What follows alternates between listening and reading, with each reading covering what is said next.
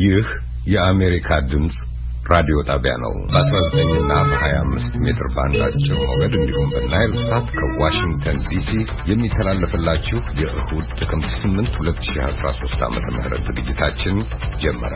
ጤና ይስጥልኝ ክቡራትና ክቡራን፣ ሰሎሞን አባተ ነኝ። አብሬያችሁ የምቆየው የኢትዮጵያ ሕዝብ ቁጥር በመጪዎቹ 30 ዓመታት ውስጥ እጥፍ ይሆናል። በ15 ዓመታት ውስጥ አምራቹ ኃይል 63 ከመቶ ይደርሳል። እኛም አተኮር የፈለግነው ምኑ ላይ ነው?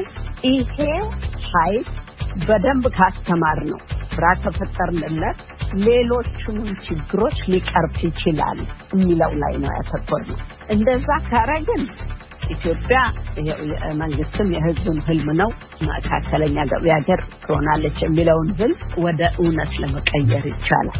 ዝም ካልን አሁን ባለው ሁኔታ እነዚህ በተለይ ወጣቶቹ ትምህርት ካልተሰጣቸው የስራ ዕድል ካልተሰጣቸው እና ራሳቸውን እንዲያሻሽሉ ካልተደረገ ከባድ አደጋ ነው የሚሆነው። ይሄንን ነው ለማሳየት የሞከርነው። ዶክተር ደብረወርቅ ዘውዴ ናቸው። ስለ ጥናታቸው፣ ስለሚመሩት የባለሙያዎችና የምሁራን ቡድን ስለ ስራቸው ያጫውቱ። የበረሃ አንበጣን ፈጥኖ መቆጣጠር ለምን ከበደ? በቢሊዮንስ ነው የተራባው፣ እንዲህ በትንሽ ቁጥር አለ። ያ ደግሞ ወደኛ የሚመጣው ሊራባ ነው ከሀገር ሀገር የሚሄደው ራሱ እዛው እንደገና በስቶ እንደገና ሊራባ ወደ ሌላ ሀገር ነው። በዚህ መሀል ላይ ነው እንግዲህ አሁን ወደኛ ሀገር የመጣው የመን በኩል የተሻገሩት። ዶክተር ባየህ ሙላት የተባበሩት መንግስታት የምግብና የግብርና ድርጅት FAO የነፍሳትና ተባይ ተመራማሪ ናቸው። አነጋግረናቸዋል። ለምሽቱ ከያዝናቸው ዝግጅቶቻችን መካከል ናቸው። አብራችሁን ቆዩ ክቡራትና ክቡራን እስከ ምሽቱ 4 ሰዓት። አሁን የሰዓቱን ዋና ዋና የዓለም ዜና እናሰማችሁ።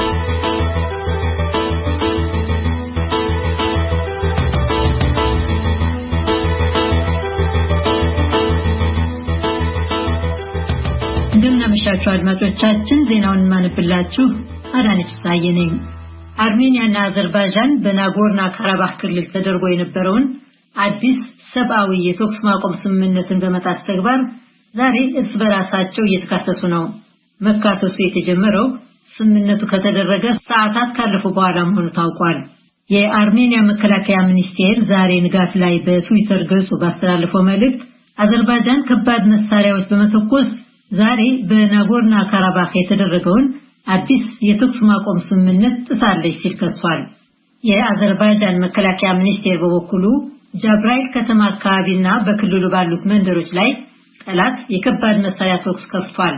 የአዘርባይጃን ወታደራዊ ኃይልም ተገቢ የምላሽ እርምጃ ወስዷል የሚል መግለጫ አውጥቷል። ሁለቱ ሀገሮች ከዛሬ ጀምሮ ተኩስ ለማቆም አዲስ ስምምነት ማድረጋቸውን ትላንት አስታውቀው ነበር። ለ3 ሳምንታት ያህል ለሚጠጋ ጊዜ ናጎርኖ ካራባህ ላይ ሲካሄድ የቆየውን ተኩስ ለማቆም በሳምንት ውስጥ ስምምነት ሲያደርጉ ለሁለተኛ ጊዜ ነው።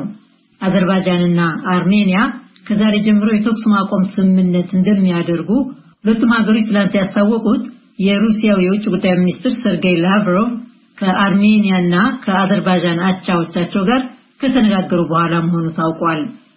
በዋሽንግተን ዲሲና በሌሎች የዩናይትድ ስቴትስ ከተሞች ትላንት በብዙ ሺዎች የሚቆጠሩ ሴቶች የሴቶች ሰልፍ የሚል መጠሪያ በተሰጠው መሰባሰብ ላይ ተሳትፈው ውለዋል።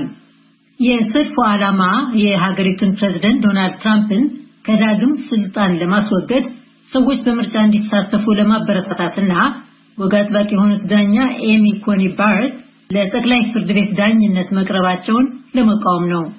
ባረት ለጠቅላይ ፍርድ ቤት ዳኝነት የቀረቡት በሊበራሏ የጠቅላይ ፍርድ ቤት ዳኛ ሩት ጌደር ጊንስበርግ ህልፈት ምክንያት ክፍት የሆነውን ቦታ ለመሙላት ነው። ፕሬዝዳንት ትራምፕ እንደገና እንዳይመረጡ እናደርጋለን ማለት ብቻ በቂ አይደለም። ይህች ሀገር ለሁላችንም የገባችውን ቃል መፈጸም ይኖርባታል። ያ መጻኢ ዕድል እውን እንዲሆን የማድረጉ ተግባር የእያንዳንዳችን ፈንታ መሆኑን ለማስገንዘብን ጭምር ነው ሲሉ የሴቶቹ ሰልፍ ዋና ስራ አስኪያጅ ሬቸል ኦሌሪ በሰልፉ ተናግረዋል። በሀገሪቱ ዙሪያ በመቶዎች የሚቆጠሩ ተመሳሳይ ሰልፎች ተካሂደዋል። አንዳንዱ በኮሮና ቫይረስ ስጋት ምክንያት በቨርቹዋል ወይም በርቀት ተደርጓል። ሌሎቹ ደግሞ በመኪኖች ሰልፍ ተሳትፈዋል። ማቿ ጊንስበርግ በተማሩበት ኮርኔል ዩኒቨርሲቲ ሰልፍ ተደርጓል። አድማጮች ዜና የሚተላለፍላችሁ ዋሽንግተን ዲሲ ከሚገኘው የአሜሪካ ድምጽ ሬዲዮ ጣቢያ ነው። ጊኒ ውስጥ ፕሬዝዳንት አልፋ ኮንዴ ለሶስተኛ ጊዜ የሚወዳደሩበት ፕሬዝዳንታዊ ምርጫ ዛሬ ሲካሄድ ውሏል። የጊኒ ህዝባዊ ስብስብ ፓርቲ አባል የሆኑት ኮንዴ በሀገሪቱ እንደ አውሮፓ አቆጣጠር በ1958 ዓ.ም ከፈረንሳይ ቅኝ አገዛዝ ነፃ ከወጣችበት ጊዜ አንስቶ የመጀመሪያው በዲሞክራሲያዊ መንገድ የተመረጡ ፕሬዝዳንት ነበሩ። ስልጣን ላይ የወጡት ከ10 ዓመታት በፊት ነው። ኮንዴን የሚወዳደሩት በአምባገነኑ መሪ ላንሳና ኮንቴ ስር ጠቅላይ ሚኒስትር የነበሩት ጄሉ ዳሌንዴ ያሉ ናቸው። ፕሬዝዳንት ኮንዴ ባለፈው መጋቢት ወር በህገ መንግስቱ ለውጥ አድርገው ለሶስተኛ ጊዜ ለመወዳደር የወሰኑት ሀገሪቱን አዘምናለሁ በማለት ነው። ነገር ግን በሁለቱ የስልጣን ጊዜ ብቻ የሚወሰነውን ህገ መንግስት ለሶስተኛ ጊዜ እንዲወዳደሩ በሚያስችላቸው መንገድ ለውጠው ለመወዳደር መወሰናቸው በመላ ሀገሪቱ ተቃውሞ ማስነሳቱ አልቀረም። ዓለም አቀፍ የሰብአዊ መብት ቡድኖች ደግሞ የ82 ዓመት ዕድሜው ፕሬዝዳንት ወደ ፍጹማዊ አገዛዝ እያመሩ ሳይሆን አይቀርም እያሉ ናቸው። በመጨረሻም በታይላንድ መዲና ባንኮክ ትላንት በብዙ ሺዎች የሚቆጠሩ ሰዎች የሀገሪቱ ጠቅላይ ሚኒስትር ፕራዩት ቻን-ኦቻ ከስልጣን እንዲወገዱ የመጠየቅ ሰልፎችን ቀጥለው ውለዋል። ባለፈው ዓርብ በተካሄደው ልጆችን በተሳተፉበት ሰልፍ ፖሊሶች በብዙ ሺዎች የሚቆጠሩትን ሰልፈኞች ለመበተን የውሃ ኃይል ግፊት ተጠቅመዋል። የትላንቱ ሰልፍ ግን ሰላማዊ እንደነበር ተገልጿል።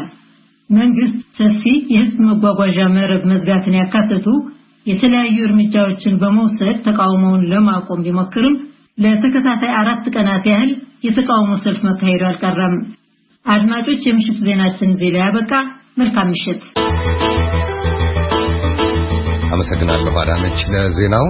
ይህ ከአሜሪካ ድምጽ ራዲዮ ጣቢያ በአጭር ሞገድ በ19 ሜትር ባንድ በ15580 በ15630 በ15700 እና በ15785 ኪሎ ሄርትዝ በ25 ሜትር ባንድ በ11695 በ12110 እና በ12140 ኪሎ ሄርትዝ እንዲሁም በናይል ሳት ቪኦኤ 24 ላይ ከዋሽንግተን ዲሲ የሚተላለፍላችሁ የእሁድ ጥቅምት 8 2013 ዓመተ ምህረት ምሽት ፕሮግራም ነው። የባለሙያዎችና የምሁራን ስብስብ ራዕይ ለኢትዮጵያ ቪዥን ኢትዮጵያ በኢንተርኔት ያደረገውን 9ኛ ጉባኤውን ባለፈው ሳምንት አጠናቋል። ሀገሪቱ ውስጥ ችግሮች አሉ። ዋናው ችግር የፖለቲካ ነው። ከዛ ጋር ተያይዞ ያው የኢኮኖሚው የማህበራዊ ብዙ ችግሮች አሉ። እነኚህ ነገሮች ደግሞ ዋናው መገለጫቸው የችግሮቹ ጸብ ወይም ግጭቶች በሚለው ነው እንግዲህ ያየናቸውና በተለይ ከመጋቢት በኋላ ባሉ ሁኔታዎች ደግሞ ግጭቱ መሻሻሉ ይቅርና ምርጫ መምጣቱ ይቅርና ጭራሽ ሀገርን መኖሯን ሁሉ ሊያናጉ የሚችሉ የፖለቲካ ክስተቶች ናቸው የመጡት። ኢትዮጵያውያንና ትውልዳቸው ኢትዮጵያ የሆነች የጠለቀ ዕውቀትና የሰፋ ልምድ ያካበቱ ባለሙያዎችና ምሁራን የተሰባሰቡበት ነፃ ቡድን የኢትዮጵያን የምጣኔ ሀብት አቋም በመጪዎቹ 30 ዓመታት ውስጥ የጠነከረ ለማድረግ ያስችላል የተባሉ ስልቶችን ወይም ስትራቴጂዎችን የነደፈ ሪፖርት አውጥቷል። ሪፖርቱ ኢትዮጵያ በምጣኔ ሀብት፣ በህብረተሰብ ጤና፣ በስታቲስቲክስ፣ በትምህርት፣ በስነ ህዝብ፣ በቴክኖሎጂ፣ በከተሞች ልማትና በሌሎችም መስኮች ወደ ተሻለ ደረጃ ልትቀየር የምትችልበትን ፍኖት የሚያሳይ መሆኑን ይናገራል። በመጪዎቹ 30 ዓመታት ውስጥ ይከተላል የተባለውን የዛሬ የኢትዮጵያ ህዝብ ብዛት በእጥፍ መጨመር ሊጋፈጥ የሚችል የሀገር ምጣኔ ሀብትና ማህበራዊ ጉልበት መገንባት ዛሬ ፈጥኖ ካልተጀመረ ጊዜው ያመልጥና ሀገሪቱ ልትወጣ የማትችለው የችግር አረንቋ ውስጥ እንደምትገባ የባለሙያዎቹና የምሁራኑ ሪፖርት በብርቱ ያሳስባል። ኢትዮጵያ 2050 በሚባለው ግዙፍ ስብስብ ብሉ ሪበን ፓነል ተብሎ የተሰየመውን ኮሚቴ ዶክተር ደብረወርቅ ዘውዴ ይመሩታል። አግኝቼ አነጋግሬያቸዋለሁ። ጤና ይስጥልኝ ዶክተር ደብረወርቅ። እንደማሉ እግዚአብሔር ይመስገን።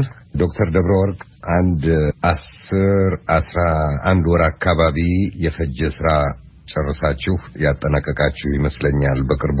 በእርግጥ ይሄ ስራ ሲታይ የ10 ወርና የ11 ወር ስራ አይመስልም።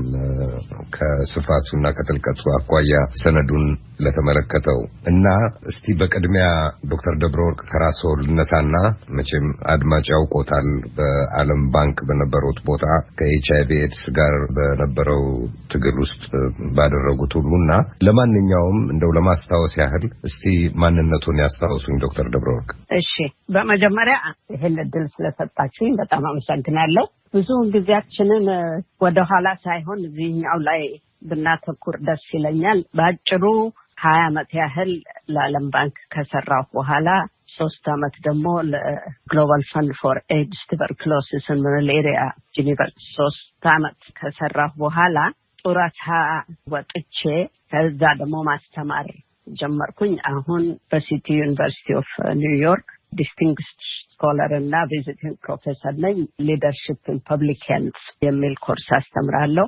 ከዛ ደግሞ ጊዜ ሲተርፈኝ እንደዚህ አይነቱ ሪፖርት ላይ እና የተለያዩ ነገሮች ላይ እሳተፋለሁ። ዶክተር ደብረወርቅ ቅድም ጠቀስ ወዳደረኩት ሰነድ ልመለስና ኢትዮጵያ 2050 የሚል ወይም በኢትዮጵያ አቆጣጠር ኢትዮጵያ 2043 መሆኑ ይመስለኛል ሰነድ አዘጋጅታችኋል። የምሁራን ስብስብ፣ የባለሙያዎች ስብስብ ይዛችሁ እየተንቀሳቀሳችሁ ነውና ምንድነው ኢትዮጵያ 2050 ወይም ኢትዮጵያ 2043?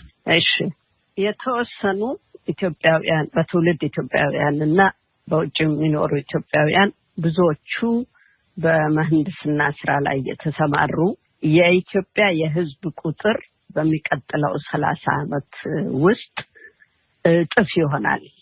100 ምናምን ሺህ ወደ 200 ሺህ አካባቢ ይደርሳልና በሙያችን ምንድነው ማድረግ የምንችለው ብለው ተሰባስበው መነጋገር የጀመሩት በ2018 ከሁለት ዓመት በፊት ማለት ነው።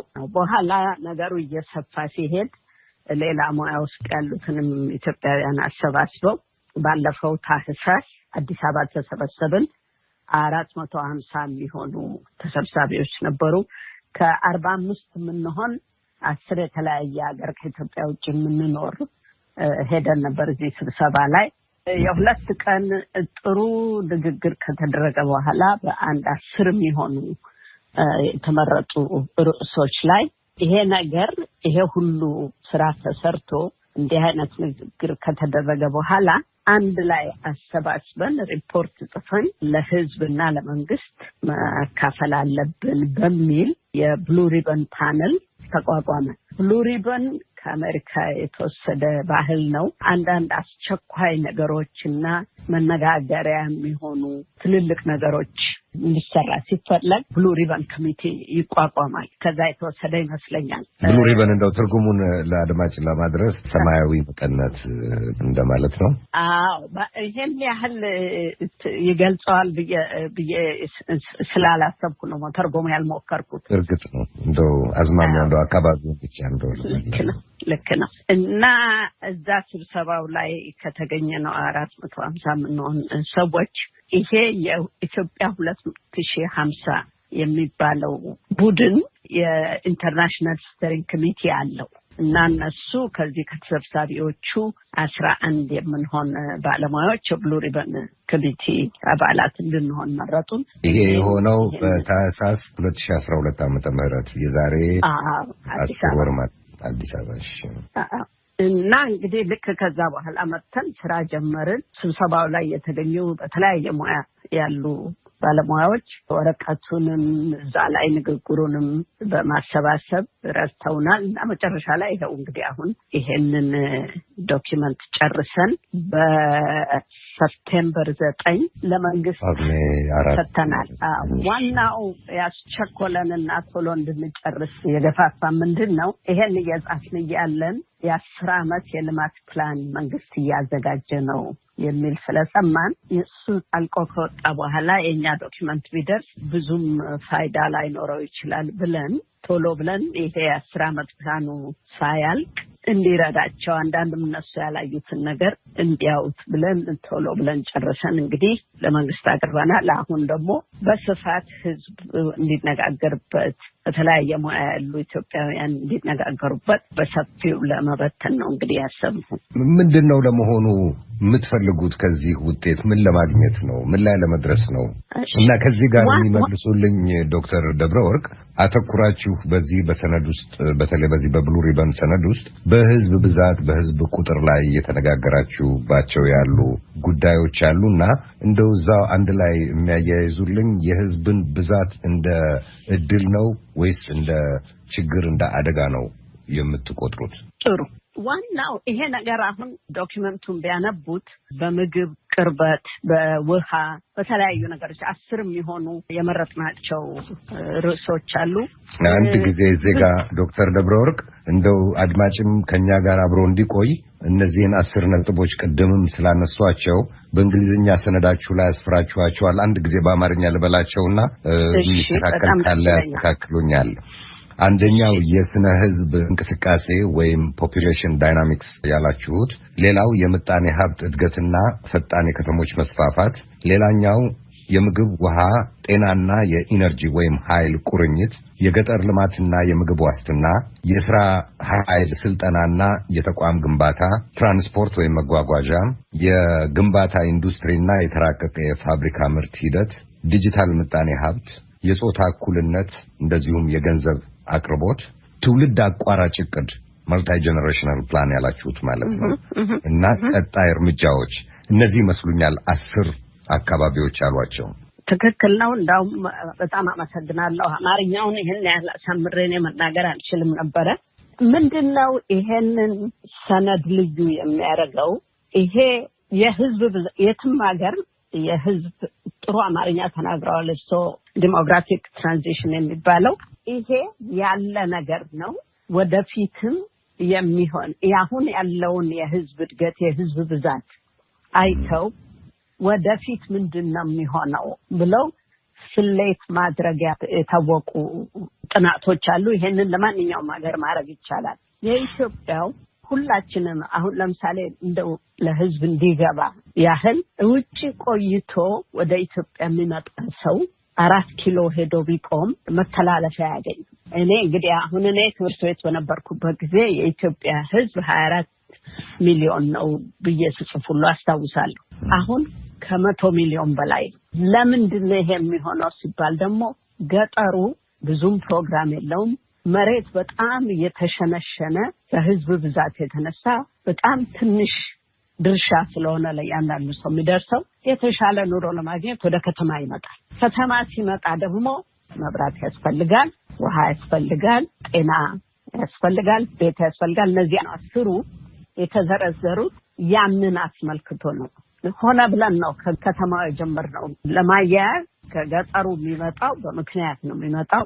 እዛ ልማቱም የቀነሰ ስለሆነ መሬቱም የተሸነሸነ በጣም ትንሽ ስለሆነ የሚሄድበት ሲያጣ ከተማ ውስጥ ይመጣል። ከተማ ውስጥ ሲመጣ አሁን ራሱ ላለው ህዝብ እነዚህ 10 የዘረዘርናቸው ነገሮች በበቂ ሁኔታ አይዳረሱም። የመብራት አቅርቦት ኢትዮጵያ በጣም ኋላ ቀር ከሚባሉ ሀገሮች ውስጥ ነው።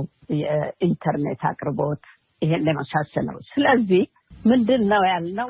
አሁን ከ112 ሚሊዮን ገደማ ያለው ህዝብ አሁን ራሱ በ2020 15 እስከ 64 እድሜ ያለው ይሄ እንግዲህ ሰርቶ ሊበላ ይችላል የሚባለው 50% ነው።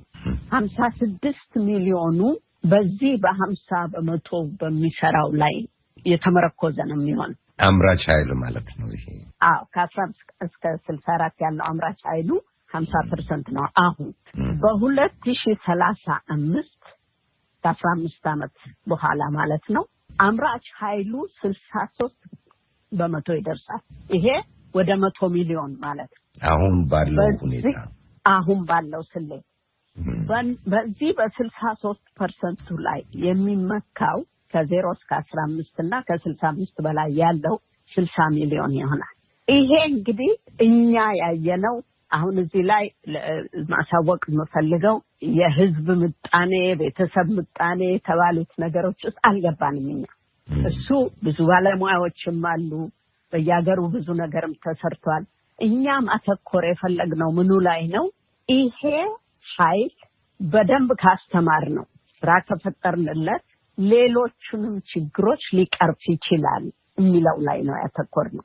እንደዛ ካረግን ኢትዮጵያ የመንግስትም የህዝብም ህልም ነው ወደ ሚድል ኢንካም ካንትሪ ትገባለች የሚለውን ህልም ባለመካከለኛ ገቢ ሀገር ትሆናለች መካከለኛ ገቢ ሀገር ትሆናለች የሚለውን ህልም ወደ እውነት ለመቀየር ይቻላል።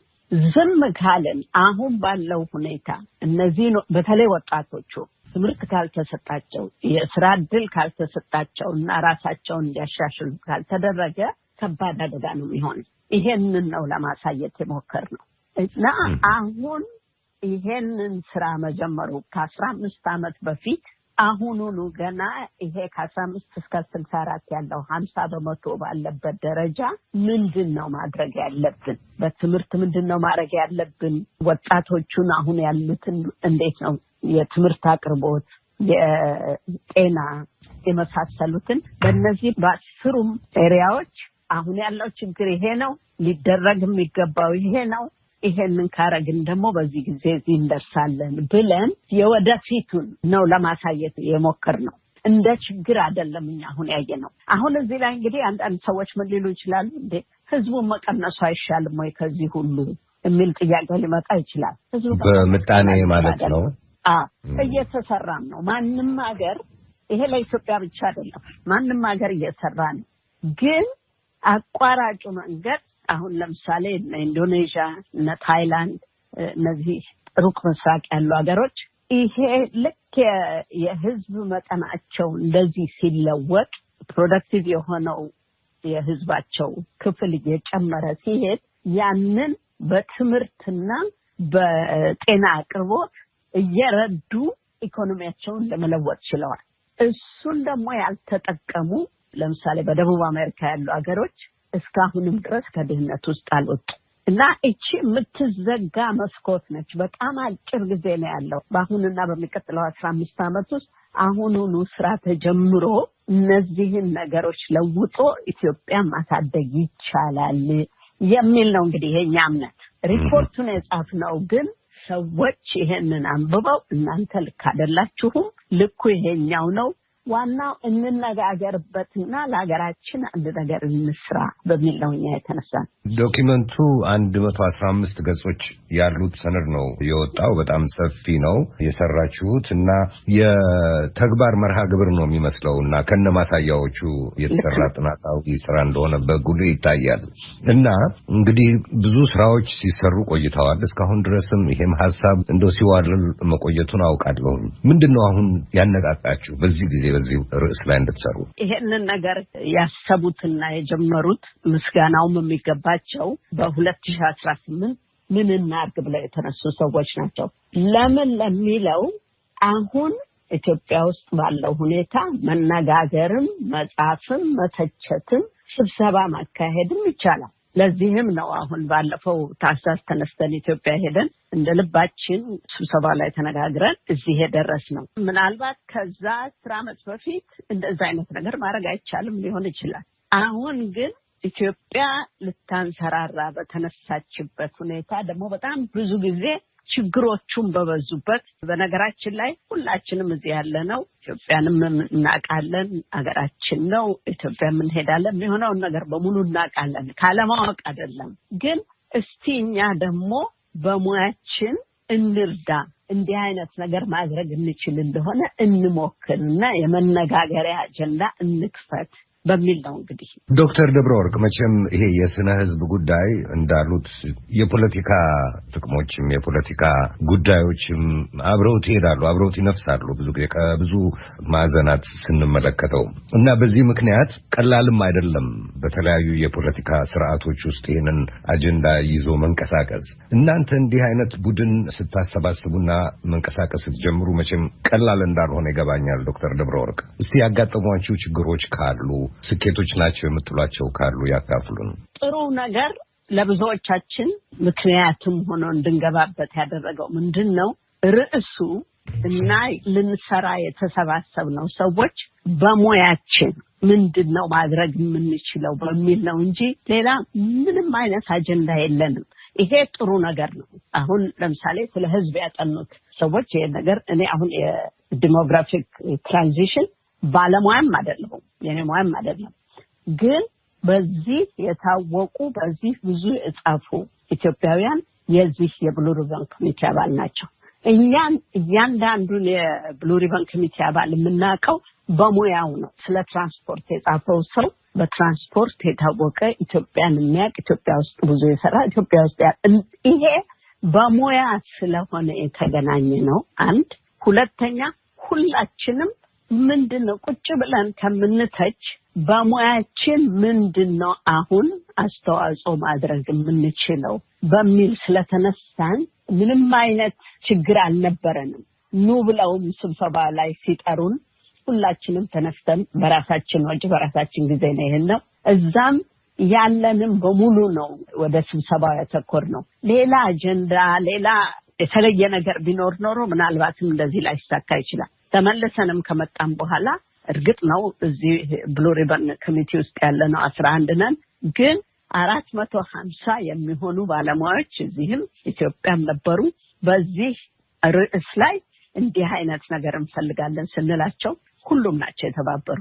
እኔ በእውነት ጥሩ ነገር ነው እንጂ የችግር ነገር ብዙም ትዝም ይለኝ የለም። ሁሉም ልርዳ ለአገሬ ምን ላድርግ ብሎ የተነሳ ምንም አይነት ጥቅምም የማይፈልግ ከኋላውም የሚከተለው ከጀርባው የሚከተለው ምንም አይነት ተከታይ ነገር የሌለው በሙያችን ነው እና ለማንኛችንም ብዙዎቻችን የሳይንስ ተማሪዎች ነን። ልክ ለሙያችን የበረሃ አንበጣ የደረሱ ሰብሎችን አጥፍቷል። በሰፊ የግጦሽ መሬት ላይም ጉዳት አድርሷል። መንጋው መዛመት ከጀመረ 8 ወራት ተቆጥረዋል። በዚህ ጊዜ ደግሞ ከቁጥጥር እየወጣ መሆኑ እየተነገረ ነው። ለመሆኑ የአንበጣ መንጋውን መቆጣጠር ያልተቻለው ለምንድን ነው? የአንበጣውን ወረራ በመከላከልና በመቆጣጠር ላይ ከኢትዮጵያ መንግስት ጋር በቅርበት የሚሰራው የተባበሩት መንግስታት የምግብና የግብርና ድርጅት FAO የነፍሳትና ተባይ ተመራማሪ የሆኑትን ዶክተር ባየህ ሙላትን ጽዮን ግርማ አነጋግራለች። እነሆ። በጣም አመሰግናለሁ ዶክተር ባየህ ሙላት በተባበሩት መንግስታት የምግብና የእርሻ ድርጅት ወይም FAO የነፍሳተ ተባይ ተመራማሪ ኖት። እንግዲህ ዛሬ በደወልኩበት ጉዳይ በቀጥታ ይመለከቶታልና ሰሞኑን እንደምናየው የበረሃ አንበጣ መንጋ በኢትዮጵያ የተለያዩ አካባቢዎች በአስቸጋሪ ሁኔታ ውስጥ እንዳለ እየተነገረ ነውና እንደው በእናንተ በኩል አጠቃላይ ግምገማው ምን ይመስላል? ትንሽ ባክግራውንድ ልስጥሽና አንበጣ ስናሰላው ባይብሊካል ቴስት ነው። ከድሮ ዘመን ከመጽሐፍ ቅዱስ ታሪክ ያለው ተባይ ነው እና ይሄ ተባይ ከዛ ዘመን ጀምሮ እስከ ዛሬ ሰውን ቻሌንጅ እያደረገ ያለ ተባይ ነው እና ለብዙ ዓመታት ብዙ ጊዜ ታሪክም የተጻፉ ያልተጻፉ ረሃብ ድረስ እስከማምጣት የሚደርስ አደገኛ ተባይ እና ሰው በዚህ መሀል ላይ እንግዲህ የኮንትሮል ለማድረግ የሚሰሩ ስራዎች እንጂ በቃ በጣም ዘላቂ የሆነ እሱን የማሸነፍ የሚያስችል ነገር አልተፈጠረም። ይሄ ነው እንግዲህ ባክግራውንዱ።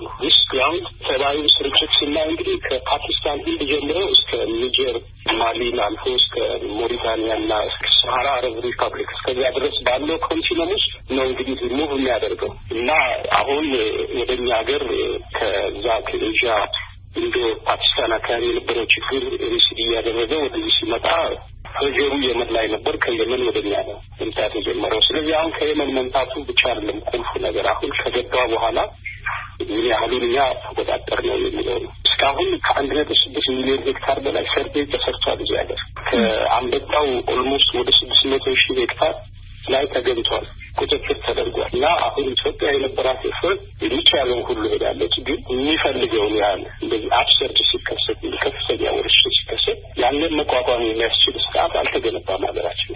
ከኛ አልፎ የአንበጣ መከላከያ ድርጅት ቤብስ የሚባላል የምስራቅ አፍሪካ ሀገራት የቀደሙ አባቶቻችን ያደራጁት ድርጅት ችግሩን ሴንስ አድርገው ያደራጁት ድርጅት በሚገባው የሚያስፈልገውን ያህል ቁመና እንዲኖረው ተደርጎ አልተደገፈምና አልተደራጀም። ስለዚህ እንደዚህ አይነት ከፍተኛ የሆነ ወረርሽኝ ሲመጣ ኮፕ ለማድረግ አገራትን እኛን ጨምሮ ሪጅኑም ይሄ የአንበጣ መከላከያ ድርጅትን መቋቋም አልቻልንም። ይሄ ነው ግልጽና ቁመናችን ነው። እንደዚህ የሚመጥን ቁመና የለም።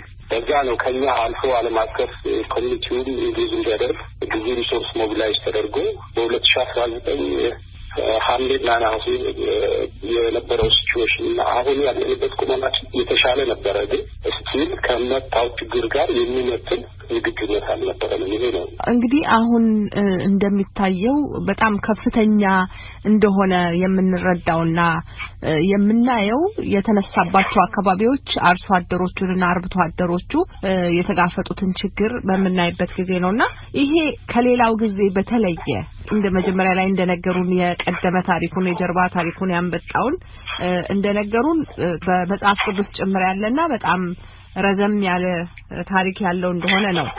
ግን አሁን የተለየ ያደረገው ነገር አለ?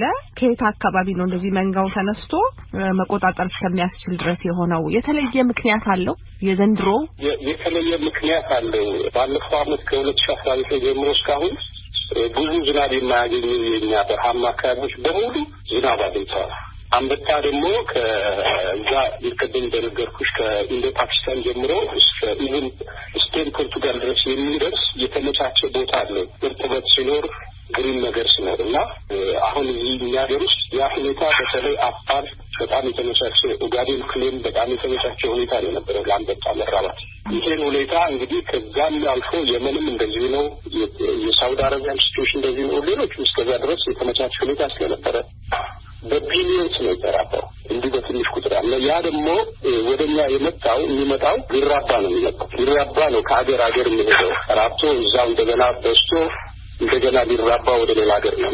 በዚህ መሀል ላይ ነው እንግዲህ አሁን ወደኛ ሀገር የመጣው የመን በኩል የተሻገሩት አፋር ውስጥ በጣም የተመቻቸ ቦታ ግን እናታችን 22 ወረዳዎች ላይ ነበረ ቅኝት ሰርቬይ የሚደረገው። አሁን ግን ኦልሞስት 36 ወረዳዎች ነው ያሉት። በ32 ወረዳዎች ውስጥ የመራቢያ ቦታ ማግኘት ይችላል። በተለወጠ የአየር ሁኔታ ማለት ብዙ ቦታ እንቁላል የተቃረበት ቦታ ነበር። ግማሹ አክሰሰብል ነው። አክሰሰብል የሆነውን ማየትና ማግኘት ተችሏል። ሌላው ደግሞ ቶታሊ ኢንአክሰሰብል የሆኑ አካባቢዎች ይላሉ እና እነዚያ ጂኦግራፊካል ባሪየርስ ያሉባቸው አካባቢዎች ላይ ምንም ነገር ማድረግ አልተቻለም። ሞኒተርም አታደርጊም። በቴክኖሎጂ አልተዘጋጀም። ላይክ ኢፍ ዩ ሃድ ድሮንስ ለዚህ የሚመጥኑ ድሮኖች ያንን ማድረግ እንችል ነበር። ድሮኖቹ ግን ገና ቴክኖሎጂን ለአንበጣ ሰርቬይ ብዙም ያደገ አይደለም። ገና አሁን ነው አንዳንድ ነገሮች ሰርፌስ እያደረጉ እየመጡ ያለው እና ገና ለሙከራ የሚሆን እንጂ አሰች የሄደ እና እነዛ ኢንአክሰሲቢሊቲ አካባቢዎችን ቅኝት ለማድረግ የሚያስችል ሁኔታ በጣም በወረርሽኝ የበቃው ከነዛ አካባቢዎች የወጣና ከአቅማችን በላይ የሆነ ደግሞ እንቁላል የተጣለባቸው አካባቢዎች አሉ። ይህን ነው የምንረዳው። ይሄ ምንድነው አንበጣ ወረርሽኝ ደረጃ አለው እና ይሄ የመጨረሻው አብሰርድ የሚባለው ደረጃ ነው የተከሰተው እና ያ ፍርሃቱ አለ ከ2019 ጀምሮ ለ3 ዓመት እንደዚህ ችግሩ ሳይክሊክ ሆኖ ሊቀጥል ይችላል የሚል ፍራቻ ነው። አሁንም በዛ ፍራቻ ውስጥ ነው ያለነው። ከዚህ በላይ መዘጋጀት ይጠበቅብን ስንት አድርገናል። ይህ ነው እና የተለየ ዓመት ነው። ግን እንደዚህ አይነት ክስተቶች እዚህ ሀገር ውስጥ ተከስቶ ያለ በታሪክም የተመዘገበ በቅርብ ዓመታት በፊት የተደረገ ላይ 25 ዓመት በፊት እንደዚህ ሲቹዌሽን ነበረ። ከ75 ዓመት በፊት በኤርትራና ትግራይ አካባቢ እንደዚሁም አፋር አካባቢ ሙሉ በሙሉ ግሪን የተባለ ነገር አልፎቶ ቶታል ክራይሲስ እና ረሃብ የፈጠረበት ሲቹዌሽን ነበርና ያ ሴናሪዮ አልተከሰተም። ግን ይሄ አብሰርድ አሁን ያለው እንደዚህ አይነት ክስተት ሊያመጣ የሚችል የነበረው። ስለዚህ አሁንም ቢሆን ይሄ ነገር በጣም ፕሮት የሚፈልግ ነው። ግን አሁን ያው ደግሞ ኮኢንሲደንታሊ ደግሞ አውሮፕላኖችን ሉዝ አደረግን። 2 ክራሽ ያደረጉ አንዱ ፌል አደረገና ይህም ኦፖርቹኒቲ ፈጥሯል። በኢኮሎጂካል ሲቹዌሽን በጣም የተመቻቸ ስለነበረ ነው ለአንበጣ መራባት በዚህ ዓመት እንደዚህ እየገነነ የመጣው። ባለፈው ዓመት በ2019 መጀመሪያ አካባቢ ይሄ ሳይክሎን አሜሪካን ሀገር የሚያስቸግረው እዚህ ኢንዲያን ኦሽን ላይ ተከስቶ እስከ ምስራቅ አፍሪካ የመጣበት እና ያ የነበረውን አጠቃላይ የዌዘር ሲቹዌሽን የቀየረበት ሁኔታ አለ እና በዚህ ባህር ማዕበል ሲኖር ከፍተኛ ማዕበል ውሃ የሚያስነሳ አካባቢዎቹ የተሻለ እርጥበት ያገኛሉ። ያ የተመቻቸ ሁኔታ እየፈጠረ እና ላስት የተለዩ ናቸው። ለዛ እጅግ በጣም የተመቸ ሁኔታ ነበር። ለዚያም ነው አንበጣ በጣም ፕሮሊፊክ በሆነ መልኩ መራባት ይችላል እና የተለየ ዓመት 2014 ችግሩ ነበረ።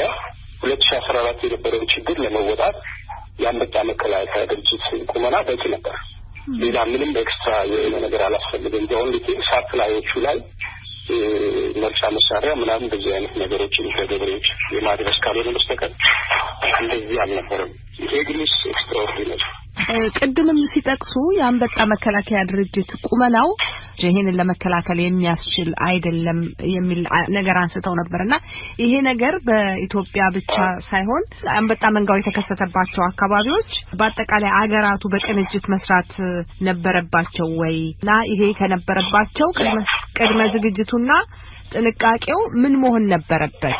ይሄ አሁን ፋኦ በዓለም አቀፍ ደረጃ የግኝት መረጃዎችን ያጠናከረ ሊከሰት የሚችለውን አጠቃላይ ሁኔታ ቅድመ ማስጠንቀቂያዎች ይሰጣል። በፋኦ ስር ኮሚሽኖች አሉ። ለዌስት ኤዥያ የተዘጋጁት፣ ለመካከለኛው ምስራቅና ለምስራቅ አፍሪካ የተዘጋጁ፣ ለዌስት አፍሪካ የተዘጋጁ ኮሚሽኖች አሉ።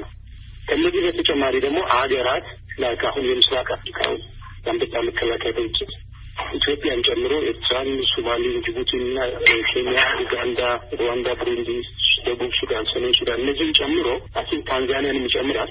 እነዚህ ሀገራት እንግዲህ ቀደም ብሎ አባቶቻችን ያቋቋሙት ተቋም ነው። የአንበጣን ሲግኒፊካንስ አይተው ግን እንዲሁ ኮርስ ተቋሙ የሚገባውን ያህል አላደገም። ሀገራቱ የሚጠበቅባቸውን ያህል ኮንትሪቢዩት አላደረጉም። አሁን ለምሳሌ አውሮፕላኖቹን ብትወስድ የሁለተኛው ዓለም ጦርነት አውሮፕላኖች ናቸው። ዛሬ ጄት ኤፊውል የሚባል የሚጠቀሙ አውሮፕላኖች በትንሽ ወጪ ብዙ ዲስታንስ መሄድ ይችላሉ። እነዚህ ግን በጣም ኤክስፔንሲቭ ነው ኦፕሬት ማድረግ ራሱ። ፍሊቱን ራሱ አልተቀየረም፣ የአውሮፕላኑ ፍሊት ማለት ነው። እና ይህም አንድ ትልቅ ነገር ነው። ሪቨር የሚባሉ በጣም የቆዩ አውሮፕላኖች ናቸው። የሁለተኛው ዓለም ጦርነት በቃ ፍሊት ነው እና የሚጠቀሙት ነዳጅም ለየት ያለ ነው፣ ውድ ነው። እና ይህን ከፍሊቱን እንኳን አልቀየሩም። ብንቀይረው ኖሮ አውሮፕላኖች ብናበዛ ኖሮ እንደዚህ የተሻለ አቋም ኖሮ ነበር። ግን ያድግን ፋክ ስለዚህ አንዱም ያ ነው። ግሎባል ኮኦርዲኔሽኑ ግን ያው እንዳልኩሽ ላይስ ሮም ያለ በዘት ሎኮስ ኢንፎርሜሽን ሲስተም ቅድመ ማስጠንቀቂያዎችን መረጃዎችን ከሀገራት እየሰበሰበ እያጠናከረ ይሰጣል። ሀገራት ይሰራሉ። እንደዚህ ነው እና ይሄ ጥሩ ነው። ሲስተሙ ጥሩ ነበር። ግን ሀገራት ብዙ ኮኦርዲኔትድ አይደሉም። አሁን የመን ሲቹዌሽኑን ትረጃለች። ሶማሌን በሴም ስቶሪ ያለው እና አሁን እዛ አካባቢ ያሉ የቁጥጥር ስራዎች በጣም ብዙ ጥሩ ስላልሆኑ ተጠቂ የሆነች ኢትዮጵያ ነች።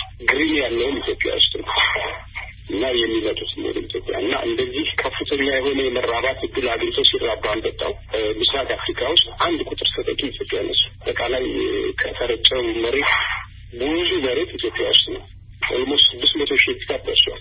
የረጨ ነው። ሌላ ሀገራት ከ100,000 ሄክታር በታች ነው እና ይህም ያሳያል አሁን የችግሩን ግዝፈትና አንቶፖግራፍ ደግሞ የሚያስፈልገው ዝግጁነት ሀገራቶቹ ካልተቀናጁ አሁን በተሻለ ካልተቀናጁ ይህንን ወረርሽኝ ተባይ ያው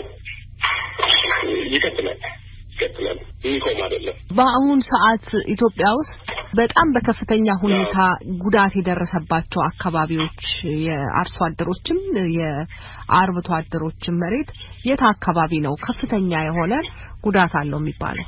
አሁን አንድ ነገር ምንድነው ይሄ ግሪን ሲሆን የእንስሳት መኖ በበቂ የበቀለ አይነት ተደርጎ የሚታሰብበት ሁኔታ አለ። አንበጣው የሚበላቸውን እጽዋቶች በትክክል ፍየሎች የሚበሉትን፣ ግመሎች የሚበሉትን፣ ከብቶች፣ በጎች የሚበሉትን ነው የሚበላው። ከዛ ያለፈ የሚበላቸው እጽዋቶች አሉ። ያንን በደንብ ዶክመንት የሆነ መረጃ ብዙ የተጠናከረ ባይኖር እነዚህ ሁሉ ነው የሚበላው እና ፓስቶራልስ ኤሪያ ውስጥ አሁን ባካ ለፍየልና ለግመል የሚሆን ሊትራሊ በልቶ ጨርሶታል። ጥሩዎቹን እነሱ የሚመርጧቸውም አሉ። ለከብቶችና ለበጎች የሚሆን ሳርን የበቀለ ማለት ሳርን ብዙ አላጠፋውም እና ግራር አሁን በጣም ግመሎች ፍየሎች የሚበሉት እሱ አሁን በጣም የተጎዳ በሰምቲንግ ሀዛብን ሶማሌ ሪጅን ውስጥ አሁን ደግሞ ምስራቅ አማራ፣ ምስራቅ ኦሮሚያ የነበረ ሶርጎም የበቀለ ሶርጎም ማሽላ በጣም የሚያምር ነበር። ሁኔታው አየር ንብረቱ በጣም ጥሩ የተመቻቸ ስለነበር ማለት ነው እና እስከ ትግራይ ድረስ በዛ ስትሬች ምስራቅ ትግራይ ጀምሮ እስከ ምስራቅ ሶማሌ ሪጅን ድረስ ያለው አካባቢ በሙሉ ማሽላ በጣም ከፍተኛ ደረጃ ተጎድቷል እና ኤክሰፕሽናሊ ይሄ ነው የሚባል የለውም። እነሱ በተመቸው ኢንቫይሮንመንት ውስጥ ያሉ በሙሉ ተጠቂዎች ሆነዋል እና ይህ ሲስተማቲክ የሆነ ይፈልጋሉ ግኝት የጉዳቱን መጠን ለመለየት ግን አሁን በምናየው ቀላል አይደለም። በኢንዲቪጁዋል ገበሬ ደረጃ ነው መታየት ያለበት። ምክንያቱም እነዚህ ገበሬዎች ትንንሽ ገቢ ያላቸው፣ ትንንሽ መሬት ያላቸው እዛ ያለችውን ካታ የቤተሰቡ ላይብሊሁድ ነው የሚጎዳው። ፍየሎቹ የሚበሉት ካቱ የወሰኑ ስቶሪ ነው እና አዲስ ኢንዲቪጁዋል ሌብል ሲታይ በጣም ከባድ ነው። ከዚህ ቀደም ሚያዝያ አካባቢ ላይ እርሶንም ስናነጋግሮት ይሄ ጉዳት ዝም ብሎ አንበጣ ሰብሎቹን የደረሱትን ሰብሎች በላ ወይም የግጦሽ መሬት በላ ብቻ ተብሎ የሚታለፍ አይደለም ጉዳቱ ከፍተኛ ነው የሚል ነገር አስቀምጠው ነበር በአርሶ አደሮቹ ህይወት ላይ የሚያመጣው አሁን ደግሞ ከዛ እየጨመረ መጥቷልና ይሄ ነገር ረሃብ የማስከተሉ የምግብ እጥረት የማስከተሉ ነገር አሁን በምን መጠን ነው ያለው አጠቃላይ ያለነው ሲቹዌሽን ጥሩ አይደለም ጉዳት አለ ካለፈው ከነገርኩሽ ጉዳቱ በፓስቶራሊስቶች ብቻም አይደለም በሰብል በሚያመጥ በሁሉም ነውና በእነሱ ላይ ህይወታቸውን የሚያስቀጥሉበት ሪሶርሳቸውን ነው የጎዳባቸው ስለዚህ ይሄ በጣም ሲሪየስ ነው በጣም ከፍተኛ የሆነ ያላሁን አሰሳ ያስፈልጋል ዶክመንት ማድረግ ያስፈልጋል የተጎዱ ገበሬዎች ቶሎ ሳፖርት የሚያገኙበት ሁኔታ መፈጠር አለበት እና በጣም ሰፊ ኤሪያ ነው ይሄ አሁን ያወራ ያለው እና አሁን ትልቁ ስራ መስራት ያለብን ወደ ኡጋዴን ደግሞ እንዳይሄድ ወደ ደቡብ ኦሮሚያ እንዳይሄድ ወደ ደቡብ ህዝቦች እንዳይሄድ የሚያደርገውን ስራ ነው አሁን በጣም ደብል አድርገን ኤክስፐርታችን ያለንን ሁሉ ሪሶርስ ሞቢላይዝ አድርገን መስራት ያለብን አሁን በዚህ እየተሰራ ነው ፋውም እየሰራ ነው የኢትዮጵያ ገቨርንመንት እየሰራ ነው ሌሎች ፓርትነሮችም ኢንጌጅ እያደረግን እና አሁን ባለ በምስራቅ ኢትዮጵያ ብዙዎቹ ቦታዎች ላይ የሰብል ጉዳት አለ የፓስቶራል ኤሪያ በጣም ለአንዳንድ እንስሶች የሌለ አይነት ነገር ነው በጣም ለሱ ከባድ ነው ስለዚህ ኮንስኩዌንሱ አለ እና ማህበረሰቡ እርዳታ ያስፈልጋል አሁን እንደገለጹልኝ እንግዲህ አስቸጋሪ ካደረጋቸው ምክንያቶች አንዱ የሀገራት ከቅንጅቱም በላይ የመከላከል አቅማቸው የመከላከል መጠኑ አሁን ላለው የሚመጠን እንዳልሆነ ጠቁመዋልና ከዛ በተጨማሪ ደግሞ አሁን ሲያነሱ ደግሞ የችግሩ ስፋት ከፍተኛ መሆን ከዚህ በኋላ እንዳይሰፋ ደግሞ ትልቅ ስራ እንደሚጠይቅ ገልጸዋል ስለዚህ ይሄንን ሁለቱን ለማስታረቅ ምን አይነት ርብርብ ቢደረግ ነው መከላከል የሚቻለው ምንድነው የሚያስፈልገው የርጭት አውሮፕላኖች እንዲሁ ደግሞ በመሬት ላይ በመኪና የሚጠመዱ መርቻዎች አሉ በጣም ውጤታማ መርቻዎች ናቸው እነሱ ብዙ ቦታ መግባት ይችላሉ መኪኖቹ እና በጀርባ የሚታገኙ በሞተር የሚሰሩ መርቻዎች አሉ እና የሰው መከላከያ ትጥቆችን በሰፊው ማቅረብ በዚህ ሞቢላይዜሽን አሁን የአውሮፕላን ብዙ ስራ እየተሰራ ነው የተወሰኑ አውሮፕላኖችና ሄሊኮፕተሮች በመንግስትም ፋኦም ይቀርባሉ የእነዚህ በመኪና የሚጠመዱ መርጫዎችና በሰው ጀርባ ተይዘው ሞተር ያላቸው መርጫዎች ደግሞ ተጨማሪ መቅረብ እንዳለበት ሞቢላይዝ ማድረግ የሚቻለው ሁሉ ሞቢላይዝ ማድረግ ያስፈልጋል ከዛ በላይ ግን ያው ሶፍትዌሩ ነው ዋና የሰው ኃይሉን በደንብ ማጠናከር ይፈልጋል አጠንክሮ አጀብቶ እንዲሰራ ማድረግ ፕሮቴክት ማድረግ ፋሲሊቴት ማድረግ ይፈልጋል ይሄ በጣም ኢምፖርታንት እስቲ እንደው ምናልባት እርስዎ ጉዳዩን በቅርብ ስለሚያውቁት ምናልባት ይሄንን ቃለ ምልልስ የሚያዳምጥም ሰው እያንዳንዱ ሰው በየቦታው ምን ይሆን ኃላፊነቴ ብሎ ሊጠይቅ ይችላልና ከህብረተሰቡም ከመንግስትም ከክልሎችና ከፌደራል መንግስትም በቅንጅት ማድረግ የሚገባው የሚጠበቅ ነገር አለ ይሄ ቢደረግ ይሄንን ማዳን ይቻላል የሚሉት ነገር አለ አሁን ቅድም የጠየቅሽ ይሄ ኮኦርዲኔሽን ያልሽው ይሄ በቅንጅት መስራት ያልሽው ጥያቄ ለሀገራት ነበራችሁ የሀገራት መቀናጀት ከፍተኛ ውጤት ያመጣል ሀገር ውስጥ ያለው ደግሞ መቀናጀታችን ከዛ እጥፍ ድርብ መሆን መቻል አለበት የኔ የገሌ የእንትና የሚባል ነገር አይደለም ፖለቲካል ባውንደሪ የሚገድበው አይነት ተባይ አይደለም በጣም ብዙ መጓዝ የሚችል ብዙ አካባቢ ሊያካልል የሚችል አጎራባች የሆኑ ወረዳዎች ቀበሌዎች ምኖች እየተሳሰቡ እየተነጋገሩ እየተደጋገፉ መረጃ እየተለዋወጡ ለመንግስት መረጃ በአግባቡ እያቀረብን ከሄድን እንወጣዋለን የመረጃ አቅርቦት በጣም ወሳኝ ነው ይሄ ደግሞ የሚሆነው ሁሉም በችግር ውስጥ ያሉ አካባቢዎች ጠቅላላ ሪጋርድለስ ኦፍ ዘ ፖለቲካል ባውንደሪ በደንብ በጋራ ተደራጅተው ተጠናክረው መረጃ እየተለዋወጡ ከሄዱ እንወጣዋለን በጣም አመሰግናለሁ እግዚአብሔር ይስጥልኝ በተባበሩት መንግስታት የምግብና የእርሻ ድርጅት ፋኦ የነፍሳትና ተባይ ተመራማሪ ዶክተር ባየህ ሙላት ለሰጡን አጠር ያለ ማብራሪያ እናመሰግናለን ራዕይ ለኢትዮጵያ ቪዥን ኢትዮጵያ ይባላል በእንግሊዝኛ መጠሪያው 9ኛ ዓመታዊ ጉባኤውን ለ7 ተከታታይ ቅዳሜዎች በኢንተርኔት አካሂዶ ባለፈው ሳምንት ቅዳሜ አጠናቋል የራዕይ ለኢትዮጵያ የዚህ ጉባኤ ርዕስ የጭካኔ ወንጀሎችና የግጭት በኋላ ምርጫ በኢትዮጵያ የሚል ነበር ጉባኤው በሀገሪቱ የመጣኔ ሀብት የፖለቲካና ማህበራዊ ህይወት እድሎች ፈተናዎች ስጋቶችና አማራጮች ላይ ጥናታዊ ጽሑፎች በባለሙያዎችና በምሁራን ቀርበውበታል ውይይቶች ተካሂደውበታል ኢትዮጵያ ውስጥ እየተስተዋሉ ካሉ ግጭቶች፣ የጭካኔ አድራጎቶችና ዘርና ሃይማኖትን የለዩ ቅስቀሳዎች እስከ ምርጫ፣ የፍትህ ስርዓትና ሌሎችም ተቋማት አቋም፣ ከስነ ህዝብ እስከ ጤና፣ ከምጣኔ ሀብቱ መዋቅር እስከ ህዳሴ ግድብ፣ ቴክኖሎጂ፣ ኮቪድ-19 ያሉና ሌሎችም የሀገሪቱ ሁለንተና በዝርዝር ያለ ገደብ ተንሸራሽረውበታል። በኢሊኖይ የሃርፐር ኮሌጁ የኢኮኖሚክስ ዲፓርትመንት ሊቀመንበር ፕሮፌሰር ጌታቸው በጋሻው የቪዥን ኢትዮጵያም ፕሬዚደንት ናቸው። ስለ ጉባኤያቸው ማብራሪያ ሰጥተውኛል። ደስ ብሎናል። ለሀገር ለህዝብ ሊጠቅሙ የሚችሉ ሀሳቦች የተዘረጉበት ስራ ነው። በዚህ አጋጣሚ እኛ እናስተባብረው እንጂ የቪዥን ኢትዮጵያ ቦርድ አባላት ያስተባብሩት እንጂ ጥናቱን አድርገው ላቀረቡት የኢትዮጵያ ምሁራን 4 የውጭ ሀገር ሰዎችን ጨምሮ 28 ምሁራን ላደረጓቸው ስራዎች እጅግ ምስጋናችንን አቅርበንላቸዋለን፣ እናከብራቸዋለን እና በቋሚነት ለረጅም ጊዜ ሊያገለግሉ የሚችሉ ስራዎችን ነው የሰሩት። አኩርተውናል በጣም። ከዛ በተረፈ ደግሞ በኮቪድ-19 ምክንያት ሁሉም ነገር አሁን ወደ ኢንተርኔት ዞሯል። የእናንተም ጉባኤ በዚሁ ሁኔታ ነው የተዘጋጀውና ከዝግጅታችሁ እስቲ ልነሳና ፕሮፌሰር ጌታቸው በጠበቃችሁት ሁኔታ ነው የተካሄደው? ስጋት አልነበረባችሁም? እንዲህ አይነት በአይነቱ የመጀመሪያ የሆነ የኢንተርኔት ላይ ጉባኤ ስታካሄዱ ላለፉት 8 ጉባኤዎች ተካሄዱት በአካል ነበረና እንደው ይሄ ጥሩ ነጥብ ነው። የሚገርም ነው። የመጀመሪያ ሙከራ ምናልባት ለወደፊት በዚሁ መልክ ብቻ ነው መካሄድ ያለበት ወደሚለው ነው የወሰደን። ገጣቶ ሰለሞን እንደጠቀስከው ይሄን ጉባኤ መጀመሪያ መጋቢት ላይ ነው እንግዲህ ይመስለኛል ማርች በዚህ ሀገር ለማድረግ መጋቢት 12 እንደነበር አስታውሳለሁኝ ያላችሁ ፕሮግራም 2012 እና በአካል ዋሽንግተን ዲሲ ባለው የኢትዮጵያ ኤምባሲ ውስጥ ለማካሄድ ነበር። ኤምባሲው የስብሰባ አዳራሹን ፈቅዶልን፣ ግን የተፈጠረው እንግዲህ የዚህ የወረርሽኙ የኮቪድ-19 አላስችል አስደረግ ስለነበረ ከዛም ጋር ተያይዞ ብዙ መሸበርና መጨነቅ በዙ መሀል ስለነበረ ለጊዜው እናስተላልፎ አለን እና ቪዥን ኢትዮጵያ ራዕይ ለኢትዮጵያ ሁልጊዜ በአገር ውስጥ ያሉ ችግሮችና ዋና ዋና ነጥቦች የአገር ጉዳይ ላይ በሆኑት ላይ ነው ኮንፈረንስ የሚያካሂደውና እስከ መቼ እናስተላልፈው እያለ እየቆየን በሄድን ቁጥር ደግሞ ሀገራችን ውስጥ የሚነሱ ችግሮች እየከፉ እየባሱ ሲመጡ እንዴት እናድርግ ይሄን ነገር ዝም ብለን ቁጭ ብለን ኮቪድ አለ ብለን እንጠብቅ ብለን ተመካከልንና የቦርድ አባላት ወሰንን።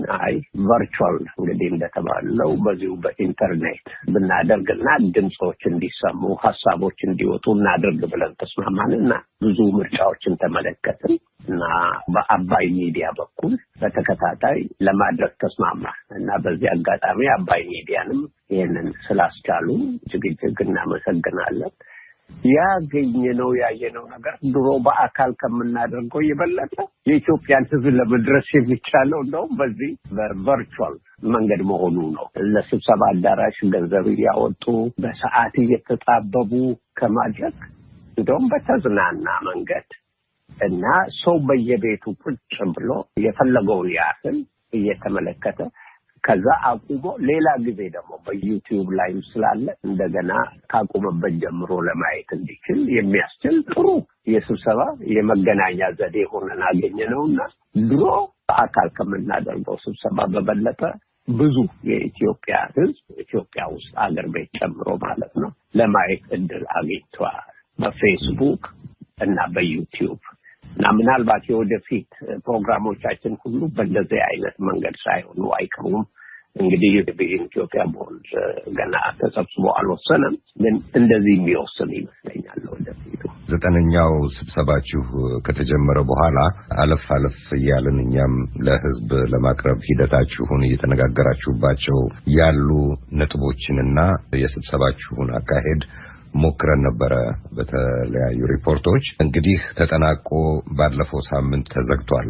ለ7 ቅዳሜዎች ያደረጋችሁት ስብሰባ እና ይሄስ እየዘለላችሁ ሳምንት እየቆያችሁ የማድረጋችሁ ነገር መረባበሽ አልፈጠረባችሁም? የፕሮግራሞች መናጋት አልፈጠረባችሁም?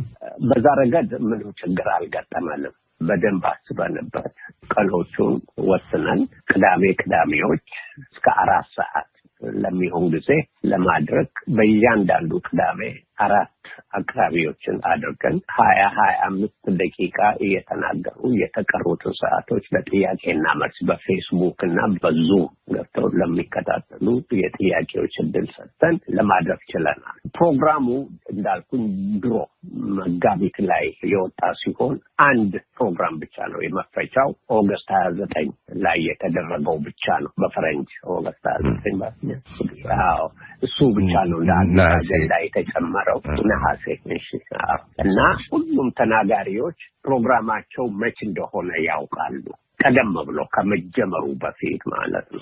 ፕሮግራም በደንብ ስለተያዘ አባይ ሚዲያም ከኛ ጋር እንግዲህ ተባብሮ ፕሮግራሙን በእንደዚህ አድርጎ እንዲያውም ቀደም አድርጎ የእያንዳንዱ አሁን የሚቀጥለውን ቅዳሜ ካለፈው ቅዳሜ ጀምሮ ማስታወቂያዎች እየተደረጉ የአንድ ሳምንት ማስታወቂያዎች እየተደረጉ ለአድማጭም እንዲያውቁ ተሳታፊዎች ደግሞ ከአንድ ሳምንት በፊት ቀደም ብለው እየተዘጋጁ የዚህ የስዕሉ ወይም አቀማመጥ መብራት የቪዲዮ ምቾትን ለማስተካከል እየተደረገ ነው እና ደህና ነው የተካሄደው። በዚህ ላይ ተሳታፊዎች ሙሉ ተባባሪዎች ነበሩ። በተባሉ ቀኖችና ሰዓቶች በጊዜው በቦታው ላይ ይገኛሉ። እኛም ቀደም አድርገን ነው የምንዘጋጀው። እርግጠኞች ሆነን ነው ፕሮግራሙን የምንከፍተው። በመጨረሻው ቀን ነው አንድ ችግር የደረሰ ያው አዲስ አበባ ከዛ የሚገቡት አንድ ተሳታፊ ብቻ ፕሮፌሰር አለማየሁ ገዳ በደንብ ተዘጋጅተው ፓወርፖይንት ነው የምንለው የንግግራቸው የጽሁፋቸው ቢጋር ወይም አውትላይን አይነት ስላይዶቹን አድርገውልን ኢንተርኔት ተቋረጠ። ያንን ምን ለማድረግ ይቻላል እና ከኢትዮጵያ የገቡ ብዙ ነበሩ ለማቅረብ ያንን ችግር ለመቋቋም ብለን አባይ ሚዲያ ቢሮ ከስቱዲዮ ሄደው ከዛ እንዲገቡ አደረገ። የፕሮፌሰር አለማየሁ ግን መሰላቸው ከራሳቸው ቢሮ ለማድረግ የተረጋገጠ የኢንተርኔት ችግር አይኖርም በሚል ግምት እሱ ተሞከረ። ያ ብቻ ነው እና ሳያቀርቡ የቀሩሳቸው ብቻ ናቸው እንጂ ሌሎች አድርገዋል። በዚህ በውጭ ያሉት ምንም ችግር የለም፣ ኢንተርኔት ችግር የለም። ያው 24 ሰዓት ሙሉ እንደዛ አይነት ነገሮችን ለማካሄድ ይቻላል። ፕሮግራማችን ቀደም ተብሎ የተዘረጉ ስለሆነ አቅራቢዎች ጊዜያቸውን ሰዓታቸውን ያውቁ ስለነበረ እንደገና ማስታወሻዎች ይላካሉ። በጣም በቆንጆ ነው። ሁሉም ደስ ብሎት ነው ያደረገው የተካሄደው። እንግዲህ በቅርጽና በአዘገጃጀት ደረጃ ይህንን ያህል ከተነጋገርን ፕሮፌሰር ጌታቸው ወደ አንዳንድ የጉባኤያችሁ ነጥቦች ዘለግ እንበልና ይሄ ቅዳሜ ነሐሴ 23 ተጀምሮ ቅዳሜ መስከረም 30 የተጠናቀቀ 9ኛው ጉባኤያችሁ የተሰየመው የጭካኔ ወንጀሎችና የግጭት በኋላ ምርጫ በኢትዮጵያ በሚል አጠቃላይ ርዕስ ይመስለኛል። ልክ ነኝ? አዎ፣ ትክክል። እንዴት መረጣችሁት ይህንን ርዕስ? እንግዲህ እኛ ቪዥን ኢትዮጵያ ከረጅም ጊዜ ጀምሮ ያው ግጭት፣ ኮንፍሊክት እና ሽግግር ትራንዚሽን የሚሉ ዋና 2 ርዕሶችን ይዞ በዚህ መሃል የሚገለጡ ነገሮች እንደ ጉባኤ ፎከስ ወይም ትኩረት ያደረገ ነው። ከ8ኛው በስተቀር የመጀመሪያውን 7ኛውንም ወደ አዲስ አበባ ሄደን እዛ ስናደርግ ድረስ በእንደዚህ ዋና ርዕሶች ላይ ነው ስንሰራ የነበረው። ምክንያቱም ሀገሪቱ ውስጥ ችግሮች አሉ። ዋናው ችግር የፖለቲካ ነው። ከዛ ጋር ተያይዞ ያው የኢኮኖሚው የማህበራዊ ብዙ ችግሮች አሉ። እነኚህ ነገሮች ደግሞ ዋናው መገለጫቸው የችግሮቹ ኮንፍሊክት ጸብ ወይም ግጭቶች በሚለው ነው እንግዲህ ያየናቸውና ከዛ ውጪ ምንም ለማውራት አይቻልም። ሰዎች ቢገደሉ፣ አካባቢያዊ መናጋት ቢደርሱ ዋና ምንጫቸው የፖለቲካ ግጭቶቹ ናቸው።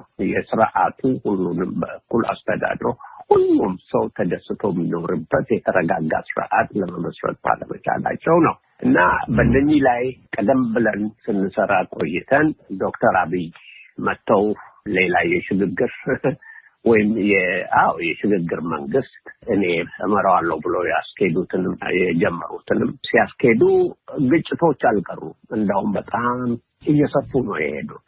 በዚህ ላይ ያለን የነኚህ ሁሉ ችግሮች ደግሞ ማጠቃለያውን መፍቻ ሊሆን የሚችለው ነገር ምንድነው? ህዝብ የሚፈልገው መንግስት መመስረት ነው እና ያ የሚመሰረተው ደግሞ በምርጫ ነው እና ምርጫ ደግሞ ሊደረግ የሚችለው ግጭቶቹ እነኚህ ኮንፍሊክት የምንላቸው ቆመው በሰላማዊ ርዕታዊ በሆነ መንገድ ምርጫዎቹን ለማካሄድ ይቻል ነው ብለን በዶክተር አብይ ስር እነኚህ ሁኔታዎች ይመጣሉ የሚል ግምትና ተስፋ ነበረን። ስለዚህ ነው ድህረ ግጭት ምርጫ የሚለውን ፎከስ ያደረግንበት ትኩረት ያደረግንበት እንግዲህ ለዚህ ነው እና በዚህ ላይ ስንሄድ ግጭቶችም አሁን ወደ ኋላ ላይ እንደው ምን አንድ ጊዜ ምን ሁኔታ ላይ እንደሆነ አላውቅም ተናግሬያለሁ። ድህረ ግጭት ያልነው መጀመሪያ የሰየምነው ሜቢ ትክክለኛም ላይሆን ይችላል።